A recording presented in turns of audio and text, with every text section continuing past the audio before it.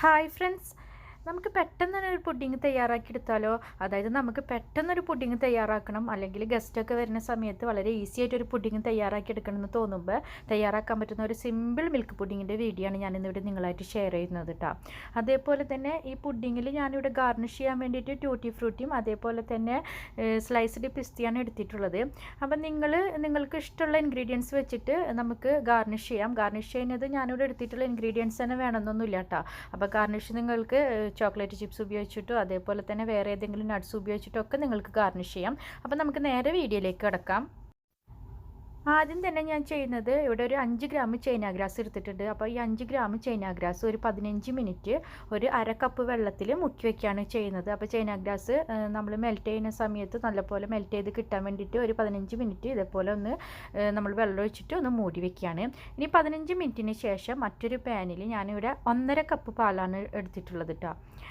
അപ്പോൾ പാലിൻ്റെ അളവൊക്കെ നിങ്ങൾക്ക് ഇഷ്ടമുള്ള അളവ് എടുക്കാം, അതിനനുസരിച്ച് മറ്റുള്ള ഷുഗറൊക്കെ കൂട്ടി എടുത്താൽ മതി. അപ്പോൾ ഞാനിപ്പോൾ ഇവിടെ 1.5 കപ്പ് പാലിന് ഒരു അരക്കപ്പ് ഷുഗർ എടുത്തിട്ടുണ്ട്. ഇനി നമുക്ക് പാലിലേക്ക് ചേർക്കാനുള്ളത് ഏലക്കപ്പൊടിയാണ്. ഏലക്കപ്പൊടി നമുക്ക് 1/2 ടീസ്പൂൺ ഏലക്കപ്പൊടി നമുക്ക് ചേർത്ത് കൊടുക്കാം. ഇനി നമുക്ക് ഈ പാല് സ്റ്റവിൽ വെച്ചിട്ട് നമ്മൾ തിളപ്പിക്കാൻ വെക്കുന്നതിൻ്റെ ഒപ്പം തന്നെ നമുക്ക് തൊട്ടപ്പുറത്തെ സ്റ്റവിൽ ലോ ഫ്ലെയിമിലിട്ടിട്ട് നമുക്ക് നമ്മുടെ ചൈന ഗ്രാസ് നമുക്കൊന്ന് മെൽറ്റ് ചെയ്യിപ്പിച്ചെടുക്കണം. അപ്പോൾ ലോ ഫ്ലെയിമിലിട്ടിട്ടാണ് ഞാനിവിടെ ചൈന ഗ്രാസ് വെക്കുന്നത്. അതിൻ്റെ ഒപ്പം തന്നെ ഇവിടെ ഹൈ ഫ്ലെയിമിലിട്ടിട്ട് പാലും നമ്മളിവിടെ തിളപ്പിക്കാൻ വെച്ചിട്ടുണ്ട്.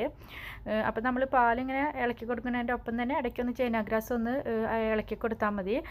അപ്പോൾ ചൈന ഗ്രാസ് നമ്മൾ മെൽറ്റ് ചെയ്ത് വന്നു കഴിഞ്ഞാൽ ഉടനെ തന്നെ നമ്മൾ പാലിൽ ചേർക്കണം. അതുകൊണ്ടാണ് ഇതിങ്ങനെ ഒരുമിച്ച് വെച്ചിട്ടുള്ളത്.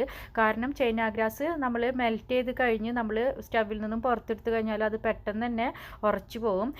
അപ്പോൾ നമ്മൾ ഈ പാല് തിളച്ച് വരുന്നതിൻ്റെ ഒപ്പം തന്നെ നമ്മുടെ ചൈന ഗ്രാസും ഇവിടെ റെഡി ആയിട്ടുണ്ടായിരിക്കും. അപ്പോൾ ചൈന ഗ്രാസ് റെഡി ആയി കഴിഞ്ഞാൽ നമുക്ക് തിളച്ച പാലിലേക്ക് നമ്മൾക്ക് ഒഴിച്ചു കൊടുക്കാം.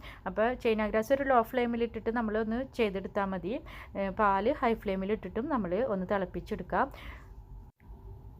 പാല് തിളച്ച ഉടനെ തന്നെ സ്റ്റവ് ഓഫ് ചെയ്യണ്ട കേട്ടോ. പാല് ഒന്ന് തിളച്ച് ഒരു 5 മിനിറ്റൊക്കെ കിടന്നിട്ട് തിളച്ച് ഒന്ന് ഇങ്ങനെ ആയിക്കോട്ടെ. അതിന് ശേഷം നമ്മൾ ഇവിടെ ചൈന ഗ്രാസ് മെൽറ്റ് ചെയ്യിപ്പിച്ചതും കൂടി ഈ പാലിലേക്ക് ചേർത്ത് കൊടുക്കുക.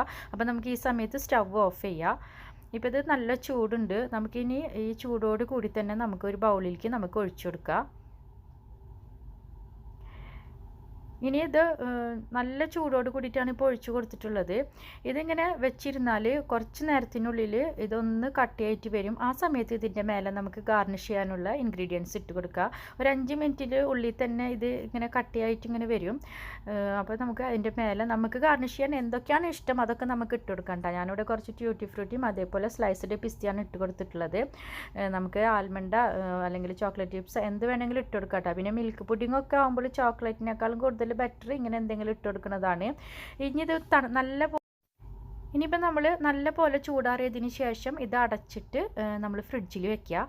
ഫ്രിഡ്ജിൽ നമ്മളൊരു അരമണിക്കൂർ വെക്കുമ്പോൾ തന്നെ ഇത് നല്ല സെറ്റായിട്ട് കിട്ടിയിരിക്കും. അപ്പോൾ നമ്മൾ ഇനി അരമണിക്കൂറിന് ശേഷം ഞാനിവിടെ ഫ്രിഡ്ജിൽ നിന്ന് എടുത്തിട്ട് ഇതേപോലെ ഒന്ന് കട്ട് ചെയ്തെടുക്കുകയാണ്. അപ്പോൾ നമ്മളുടെ ടേസ്റ്റി ആയിട്ടുള്ള മിൽക്ക് പുഡിംഗ് ഇവിടെ റെഡിയാണ്. അപ്പോൾ എല്ലാവരും ട്രൈ ചെയ്യണം, എല്ലാവർക്കും ഇഷ്ടപ്പെടും. ഇത് വളരെ ടേസ്റ്റിയാണ്. അപ്പോൾ വീഡിയോ കണ്ടതിനും ഇതുവരെ സപ്പോർട്ട് ചെയ്തതിനും എല്ലാവർക്കും താങ്ക്സ്. വീണ്ടും പുതിയൊരു റെസിപ്പിയിലൂടെ പുതിയൊരു വീഡിയോയിലൂടെ കാണാം.